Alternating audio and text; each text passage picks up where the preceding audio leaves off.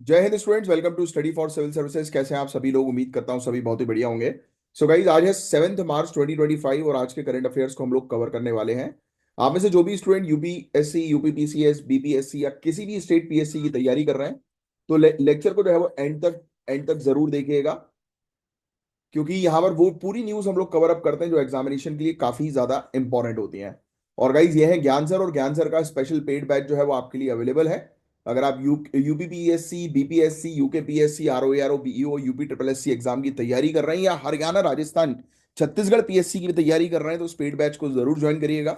यहाँ पर जीरो से लेकर सिलेक्शन तक की प्रॉपर तैयारी जो है वो करवाई जाती है। और इवन आपको बता दें कि आप अगर करंट अफेयर्स के लेक्चर्स रेगुलरली फॉलो कर रहे हैं और आप फोन करके बताते हैं तो आपको स्पेशल डिस्काउंट भी जो है वो मिल सकता है। तो तुरंत आज के आज जो है वो कॉल करिए और ज्वाइन करिए जीरो से लेकर सिलेक्शन तक की तैयारी के इस पेड बैच को। और जो प्रूफ के साथ हम तैयारी जो है वो करवाते हैं, जिस प्रूफ को आप जाकर टेलीग्राम के चैनल पर भी देख सकते हैं। और यह है आज के टॉपिक्स जिनको डिस्कस करेंगे। बहुत फटाफट आज के टॉपिक्स खत्म हो जाएंगे, क्योंकि देख देख सकते हो आप, डीलिमिटेशन का टॉपिक फिर से रिपीट हो गया, इंटरनेट शटडाउन का टॉपिक फिर से रिपीट हो गया, इथेनॉल ब्लेंडेड पेट्रोल प्रोग्राम का टॉपिक फिर से रिपीट हो गया। ये पूरी चीज हम पहले भी कवर अप कर चुके हैं within last week itself. Yes. तो दो ही टॉपिक है, जैसे कि बैटल ऑफ करनाल के बारे में, और नेक्स्ट जो टॉपिक है ये आरबीआई का जो एक टॉपिक है, एनबीएफसी के रिस्क वेट का टॉपिक।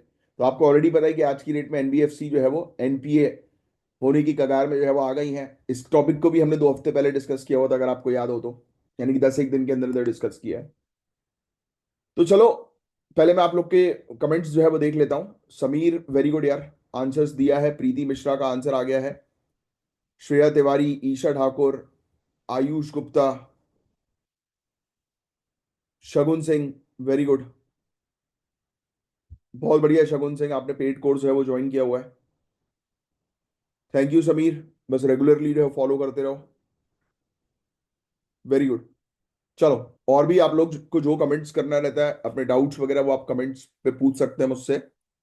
और जो भी प्रिपरेशन के लिए जो भी आपको हेल्प चाहिए वो आप मुझसे पूछ सकते हैं। मैं उसका रिप्लाई जो है वो नेक्स्ट डे लेक्चर में जो है वो देता हूँ। तो चलिए, जो हमारा सबसे पहला टॉपिक है इस पर हम लोग जो है वो बात करें। तो ये, और आपको पता ही है कि आपको पेन और पेपर लेकर बैठना है। जो भी इंपॉर्टेंट चीजें होंगी इस टॉपिक के अंदर वो मैं आपको अलग से बताऊंगा, तो आपको सिर्फ अभी फोकस करना है टॉपिक को सुनने के ऊपर। तो हम बात करेंगे एक इंपॉर्टेंट हिस्टोरिकल टॉपिक के बारे में जो सिविल सर्विसेज के लिए बहुत ज्यादा इंपॉर्टेंट है। बैटल ऑफ करनाल के बारे में हम लोग डिस्कस करेंगे। गाइस, पहला पॉइंट तो आपको ये पता होना चाहिए कि ये बैटल 1739 में हुआ था। ये युद्ध जो है वो कब हुआ था? 1739 में। पहला पॉइंट ये लिख लो, बैटल ऑफ करनाल। मैं ये ले लेता हूं पेन। हाँ, पहला ये पॉइंट लिख लो, बैटल ऑफ करनाल। फिर ये लिख लेना 1739। ठीक है, कि ये बैटल ऑफ करनाल कब हुआ? 1739 में ये युद्ध हुआ। डायरेक्ट ईयर पूछे जा सकते हैं। तो आओ इसके बारे में डिस्कस करते हैं। डेट और प्लेस आपको पता होनी चाहिए। 24 फरवरी 1739 को करनाल में ये युद्ध हुआ था, और इस युद्ध में नादिर शाह ने मुगल शासक मोहम्मद शाह रंगीला को हराया था। खतरनाक आदमी था ये मोहम्मद शाह रंगीला। खतरनाक मतलब उड़पुड़ांग टाइप का आदमी था। पता है इसकी मौत कैसे हुई थी मोहम्मद शाह रंगीला की? रो रो कर, इसने अपने आप को कमरे में बंद कर दिया था, रो रो कर मर गया था ये। नंगा घूमता था अपने उसमें, महल में, विदाउट क्लोथ्स। और जो भी इससे मिलने आता था उसको भी बोलता था कि बिना कपड़े के मुझसे मिलने आओ। अजीब शौक पाल के रखे थे इसने। वो बोलते ना कि अमीर बाप की बिगड़ी औलाद, उसका पूरा एग्जाम्पल जो है वो जाता रंगीला को। दिन भर चरस के नशे में जो है वो घूमता रहता था। ये वही चीज थी। ये कूद गया था नदी में लड़ाई में। इसी लड़ाई में नादिर शाह आया तो भग गया था ये। डरपोक था एक नंबर का। भाग भाग के इधर उधर जो है वो चले जाता था। इसके दोस्त लोग थे अफगानिस्तान के युद्ध में जो है वो गए हुए थे, कुछ साथी लोग, उनकी मौत हो गई थी तो अपने आप को इसने कमरे में बंद कर दिया, लपक के गांजा चरस मारा और रो रो के मर गया। इसके जो सोल्जर्स थे उनको बाहर, मतलब वो जो पहरेदार थे आप कह सकते हो, वो बाहर खड़े हुए थे। तो उन्होंने आखिरी स्टेटमेंट दिया था कि हमें बहुत तेज तेज तक, बहुत दिनों तक रोने की आवाज आई, और इसने अपने आप को लॉक कर लिया, ना कुछ खाया ना कुछ पिया, रो रो के मर गया। तो ऐसे तो शासक थे भाई, इसलिए तो डिक्लाइन हो गया ये पूरा एम्पायर, मुगल एम्पायर। क्योंकि शासक का स्ट्रांग होना बहुत जरूरी है। इतने वीक माइंडसेट के शासक की कोई आवश्यकता नहीं है। हिस्ट्री बहुत कुछ सिखाती है, हिस्ट्री पढ़ने का मजा ही कुछ और है। तो 18 सेंचुरी के स्टार्टिंग में मुगल फोर्सेस ऑलरेडी डिक्लाइन पे थी। इसका काफी बड़ा रीजन था मुगल शासक का वीक शासन, गवर्नेंस इनका बहुत वीक था। नादिर शाह का अटैक इस डिक्लाइन को एक्सेलरेट करने वाला था, क्योंकि इनकी तिजोरियां खत्म हो गई थी इस प्रकार के अटैक से। नादिर शाह जो पर्शियन रूलर था गाइस, पर्शिया से आया हुआ था, इसके पास ऑलरेडी एक वेल ट्रेन्ड आर्मी थी, और उसका ऑब्जेक्टिव था मुगल शासन को जो है वो वीक करना और अपनी टेरिटोरियल एक्सपेंशन को इंक्रीज करना। एक्चुअली ये सिर्फ लूटने के लिए आया था नादिर शाह, और यहां पर आकर पीकॉक थ्रोन और कोहिनूर डायमंड जो है ये लूट कर गया था। राइट, तो ये फैक्ट भी आप थोड़ा सा ध्यान में रखेंगे। काफी स्ट्रांग इसकी मिलिट्री थी, और इसको देखकर जो है वो मोहम्मद शाह रंगीला साला भाग गया। ठीक है। और इस इसके लूट ने, नादिर शाह की लूट ने मुगल एम्पायर को पूरी तरह से जो है वो तोड़ कर रख दिया। और अब ऑब्वियस ही बात है कि सेंट्रलाइज फोर्स अगर टूटेगी तो रीजनल पावर जो है वो बढ़ेंगी। होता यही है ना कि घर में जो हमेशा से स्ट्रांग जो भाई होता है या बहन होती है, यानी कि जो भी स्ट्रांग प्लेयर होता है घर के अंदर, जब वो फिनेंशियली वीक होते हैं तो आप देखना कि आपकी फैमिली में भी शायद आपने कभी देखा होगा कि आपके फादर जो है वो अगर इकोनॉमिकली वीक हुए हो या किसी चीज को लेकर परेशान हुए हो, तो फैमिली के दूसरे सदस्य जो है वो एकदम से राइज कर जाते हैं और अपने आप को जो है वो प्रेस्टिजियस शो करने लगते हैं, है ना, दिखावा।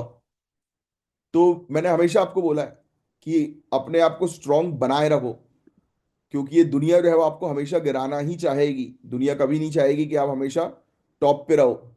जहां आप थोड़ा सा नीचे क्या करें, लोग आपको जताना शुरू कर देंगे, बोलना शुरू कर देंगे, कमेंट्स करना शुरू कर देंगे, टॉन्ट मारना शुरू कर देंगे। तो always try to keep yourself on the higher pace, high speed पर रखो अपने आप को कि आगे बढ़ते ही रहो। तो ये चीज थी। इसके बाद फिर अहमद शाह अब्दाली आ गया, और ब्रिटिश ने जो है वो तबाही तो मचाई रही रखी थी। राइट। तो ये जितनी चीज मैंने अभी आपको वो करवाई है, नोट्स करवाई है, उसको आप मेंशन करना। जैसे पीकॉक थ्रोन और कोहिनूर डायमंड ये लूट कर जो है वो गया था, और इसने मुगल एम्पायर को जो है वो इकोनॉमिकली और मिलिट्री पॉइंट ऑफ व्यू से जो है वो बुरी तरह से वीक कर दिया। So these are few points that you need to remember. और ये जब लूट के गया तो उसने रास्ता जो है वो खोल दिया अहमद शाह अब्दाली के लिए, और फिर ब्रिटिश ने तो कब्जा किया ही हुआ था, तो उसका अलग से लिखने की जरूरत नहीं है। अब मुगल आर्मी की स्ट्रेंथ कितनी थी बताए? 3 लाख सोल्जर्स। मुगल आर्मी के पास 3 लाख सोल्जर्स थे, लिखने की जरूरत नहीं है। 2,000 से ज्यादा वॉर एलिफेंट्स थे, 3,000 तोपें थी। लेकिन मुगल आर्मी में कोऑर्डिनेशन और डिसिप्लिन की कमी थी, यानी कि इतना गोला बारूद होने के बावजूद, इतनी तगड़ी फोर्स होने के बावजूद कोई कोऑर्डिनेशन नहीं। सब जो है वो नदी किनारे। अब हुआ यही था ना, ये बेवकूफ है ना मोहम्मद शाह रंगीला, ये इतनी बैटल से भागा है। इसकी एक बैटल थी जिसमें ये नादिर शाह का ही था, ये मेरे ख्याल से इसको रोकने के लिए जो है ये आया था, और नदी के किनारे जो है ये बैठा हुआ था अपनी पूरी फोर्सेस को लेकर। उसकी अपोजिट फोर्स में जो है ये, अच्छा ये ब्रिटिश के साथ इसका एक पंगा जो है वो होता, ब्रिटिशर्स के साथ, सॉरी, ब्रिटिशर्स के साथ। जब ब्रिटिशर्स आए थे तो ये नदी किनारे जो है बैठा हुआ था, बोल रहा था कि रोक के रहूंगा मैं ब्रिटिशर्स को। सामने नदी के उस पार ब्रिटिशर बैठे हैं, ये इस पार बैठा हुआ था। राइट। अब जैसे ही शाम हुई तो इसने बोला एक काम करो, ब्रिटिशर्स वहां से हिल नहीं रहे थे, छुपे हुए थे ब्रिटिशर्स। राइट। तो उसने बोला कि चलो यार हम लोग आने नहीं वाले हैं, एक काम करो, चलो मुजरा शुरू करो। बस चिलम इसने लगाना शुरू करी, इसके सब वहां से ब्रिटिशर्स को नाचने गाने की आवाज आई। ब्रिटिशर समझ गए कि अच्छा ये साला यमुना किनारे जो है वो बैठ कर गाने सुन रहा है, एंजॉय करना, एंजॉयमेंट शुरू हो गया। क्योंकि हमेशा एक चीज याद रखना, जिस व्यक्ति के पास डिसिप्लिन नहीं है वो अगर एंजॉयमेंट में लीन है तो वो बर्बाद हो जाएगा। मोहम्मद शाह रंगीला यही था। तो जैसे इनने देखा कि अरे वो तो पागल हो रहा है, नाच रहा है, नाचते गाने की आवाज आ रही है, तो ये भाई साहब जो है वो पूरी फोर्स जो है वो ब्रिटिशर्स अपनी लेके गए और दौड़ा दौड़ा के मारा। और जैसे ही इसने देखा तो ये कुछ कर नहीं पाए, अब उसमें कूद गया यमुना में। फिर उसको पकड़ के जो है वो निकाला इनने कि निकल साले। फिर निकाल के जो है वो उसको बंदी बना के रखा था फिर। और ऐसी बंदी की सूसू करने भी जाएगा तो 4 गार्ड्स इसके साथ जाएंगे। हाउस अरेस्ट कर दिया था इसको। तो ये चीज थी। इतनी शानदार, इतनी बड़ी आर्मी के होने के बावजूद पर्शियन आर्मी जो नादिर शाह लेकर आया था, 55,000 लोग को लेकर आए थे। कहा 3 लाख लोग और कहा 55,000 लोग, बॉस सोच रहे हो आप? बट फिर भी ये 55,000 3 लाख के ऊपर भारी क्यों पड़ गए? 3 लाख में कोऑर्डिनेशन ही नहीं था, सब नशे में धुत। वो अपनी आर्मी को ट्रेन नहीं करता था, क्योंकि जब राजा ही कमजोर रहेगा, राजा राजा ही शौकिया रहेगा, तो ऑब्वियस सी बात है कि उसके जो पूरी टीम है वो भी शौकिया होगी। तो इसलिए आपको जो है वो फोकस करना है, अगर अपनी टीम को, अपने आप को स्ट्रांग करना है, तो एक डिसिप्लिन वैल्यू जो है वो सेट करो। वो बोलते हैं ना, घर का मुखिया अगर डिसिप्लिन्ड है तो घर के दूसरे लोग भी जो है वो एटलीस्ट उसके सामने तो डिसिप्लिन रहेंगे। तो ये चीज हम लोग को जो है वो देखने को मिली।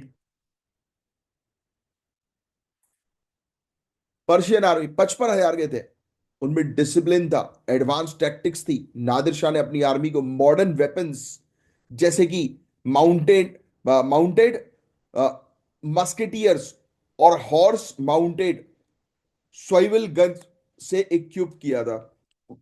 घोड़ों में गन लगी हुई थी, जो मुगल कैवलरी को डिस्ट्रॉय करने में सक्सेसफुल रहे।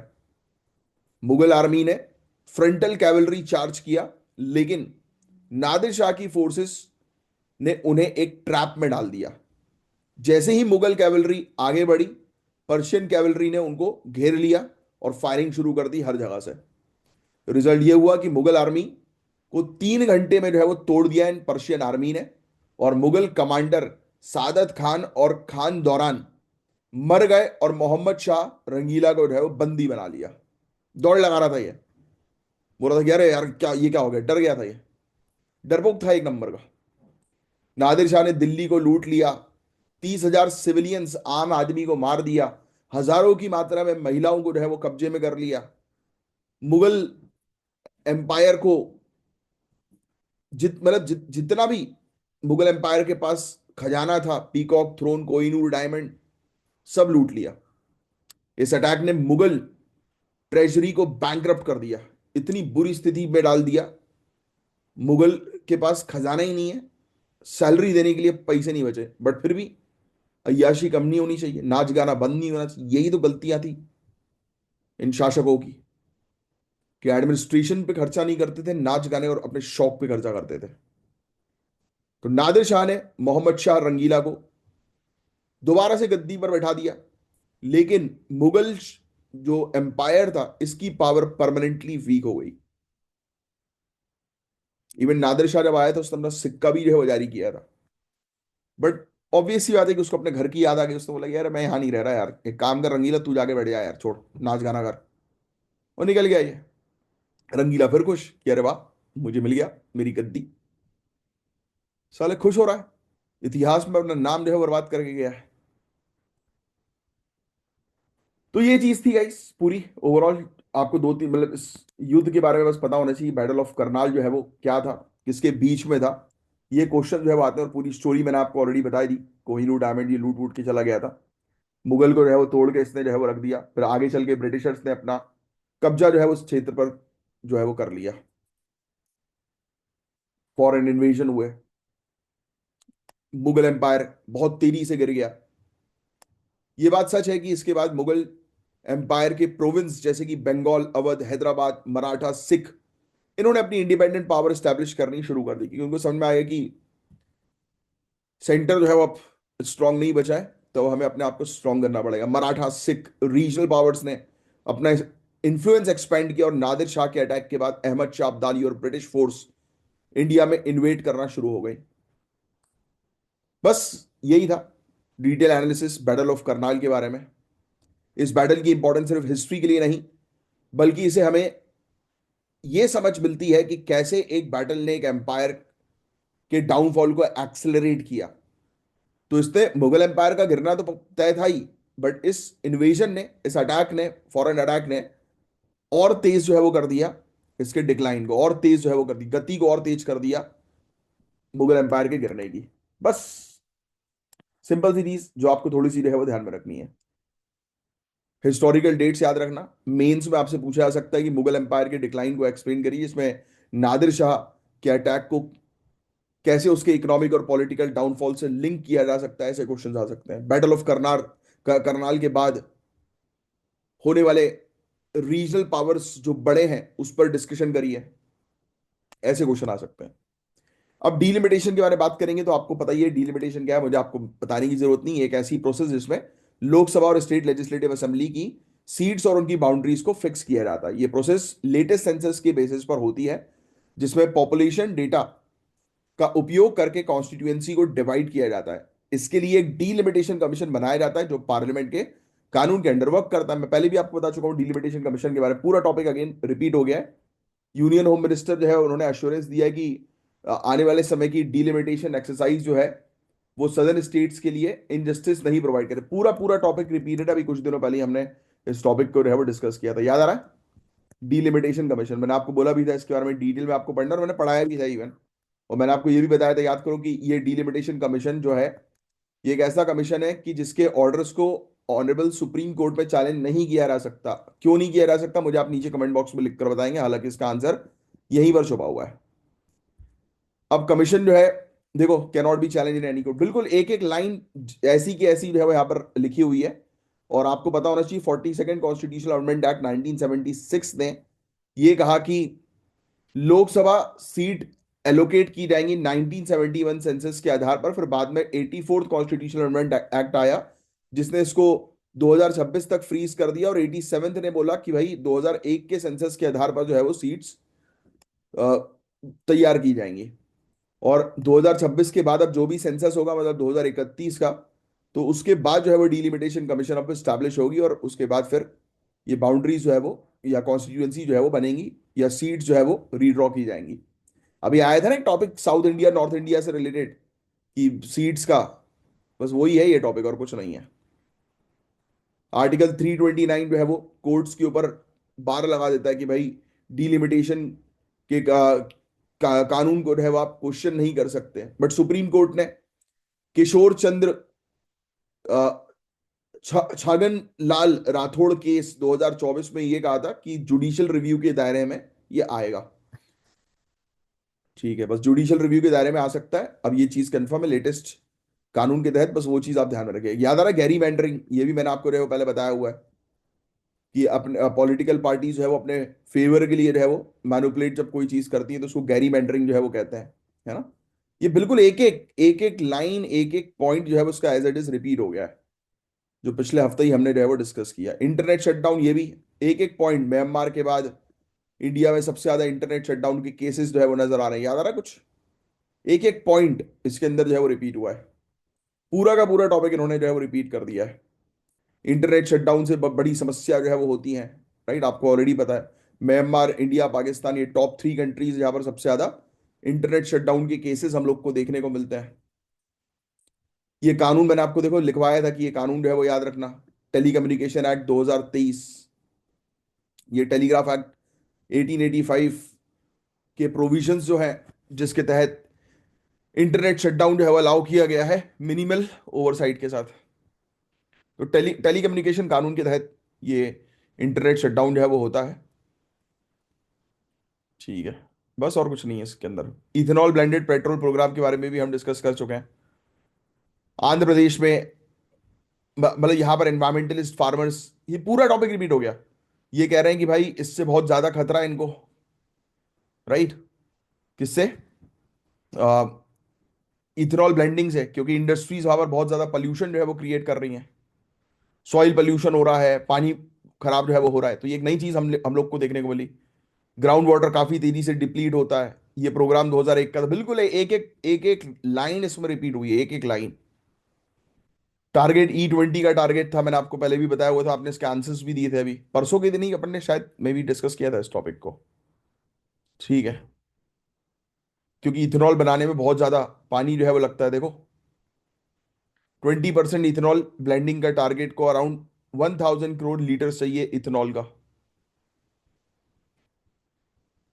ठीक है, हजार्डस केमिकल के नाम लिखवाए थे मैंने आपको, याद करो, फॉर्मल्डिहाइड, ऐसे एसिटल्डिहाइड, याद आ रहा है? एक्रोलीन। पानी की समस्या देखो लिखा है, ये वाला पॉइंट भी मैंने बोला था कि लिख लेना। 8 से 12 लीटर पानी जो है वो 1 लीटर इथेनॉल बनाने में लग जाता है। ठीक है, मैंने आपको जनरेशन्स पढ़ने के लिए जो है वो कहे थे कि ये जनरेशन जो है वो क्या होते हैं, राइट, एनवायरमेंट के अंदर। ये वायु के बारे में भी हमने डिस्कस किया हुआ था कि आप अफोर्डेबल बनाने के लिए जो है वो और भी कुछ इक्विपमेंट्स का उपयोग जो है वो करो पॉल्यूशन को कम करने के लिए। बस यही था पूरा ओवरऑल टॉपिक गाइस। इवन ये वाला टॉपिक भी आपको इसका आइडिया है ही कि एनबीएफसी और माइक्रो फाइनेंस इंस्टीट्यूशन जो है, तो वो बहुत ज्यादा लॉसेस जो है वो फेस कर रहे हैं। एनपीए की प्रॉब्लम सबसे ज्यादा वो फेस कर रहे हैं क्योंकि उन्होंने इजीली लोन देना शुरू कर दिए और अब लोग जो है वो उनके लोन्स चुका नहीं रहे हैं। अब ये कंपनी जो है वो बेड डेट में जो है वो जाती जा रही है, नुकसान में जो है वो जाती जा रही है। यस। और मैंने आपको ऑलरेडी बताया कि आरबीआई जो है वो हस्तक्षेप क्यों करती है, लोगों का ट्रस्ट जीतने के लिए। यस। कि लोग जो है वो बैंकिंग सिस्टम पे ट्रस्ट करें। ठीक है।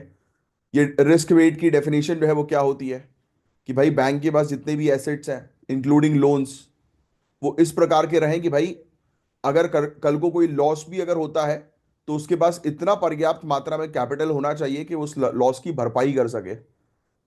सिंपल शब्दों में अगर, क्योंकि देखो बैंक क्या करती है, लोगों का पैसा जो है, जो लोगों ने सेविंग अकाउंट्स पे डाल के रखा है उसी को घुमाती है लोन में, हाँ या ना। यस।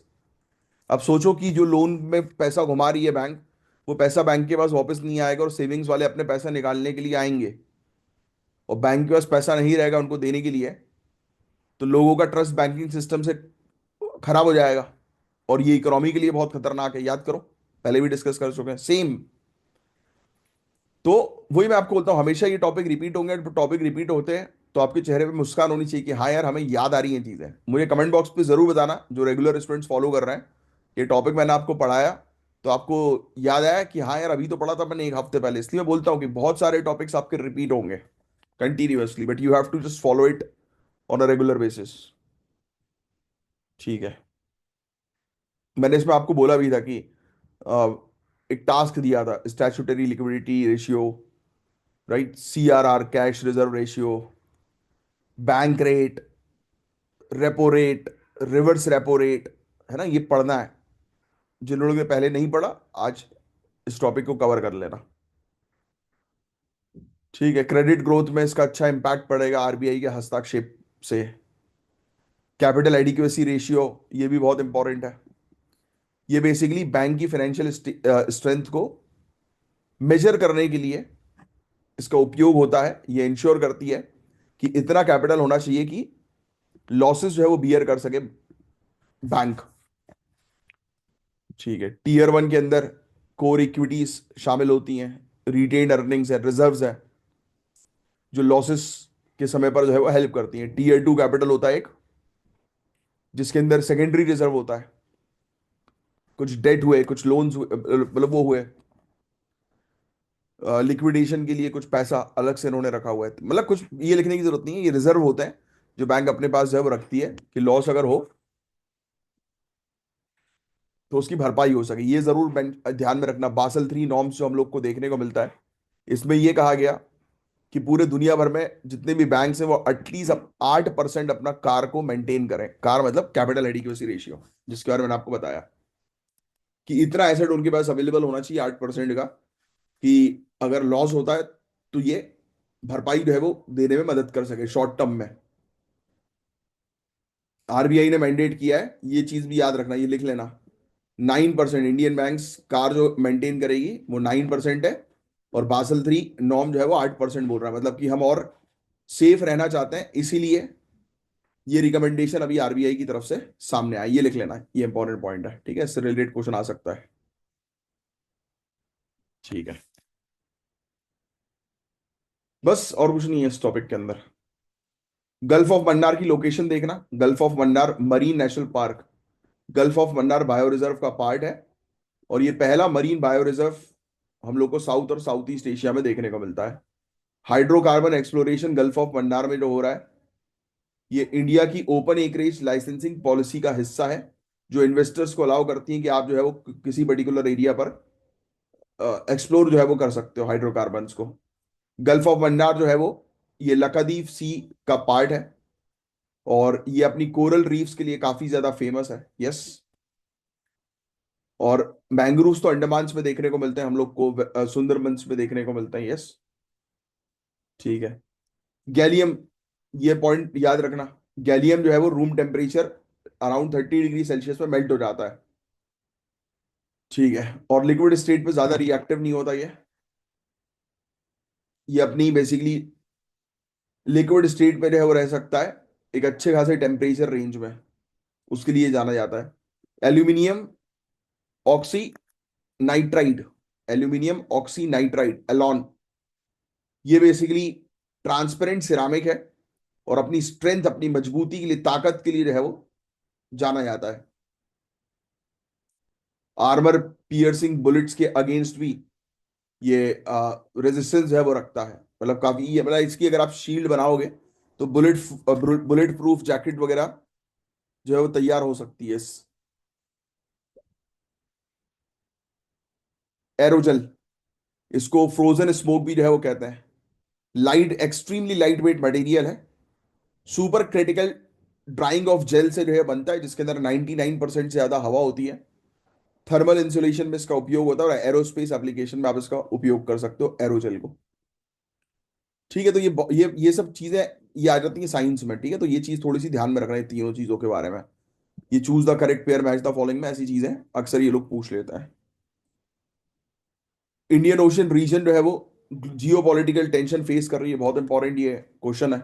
ये वाला क्वेश्चन तो एग्जाम में आ भी सकता है डायरेक्टली एज इट इज, तो इस क्वेश्चन को जरूर अटेम्प्ट करना 120 वर्ड में। बस मैंने आपको बोला ही था आज का लेक्चर बहुत छोटा होने वाला है, क्योंकि टॉपिक्स जो है वो काफी रिपीटेड है। देखो, मैं जानबूझकर कभी किसी टॉपिक को खींचता नहीं हूँ। आप लोग को ये चीज समझना जरूरी। कई बार स्टूडेंट बोलते हैं कि सर आपके लेक्चर्स बहुत लंबे हो जा रहे हैं, एक एक घंटा, डेढ़ डेढ़ घंटा हो जा रहा है, थोड़ा छोटा रखो। नहीं भाई, देखो, मैं घड़ी देखकर जो है वो पढ़ाता नहीं हूँ। मेरा ऑब्जेक्टिव है कि अगर टॉपिक आया तो उसकी अच्छी अंडरस्टैंडिंग होनी चाहिए।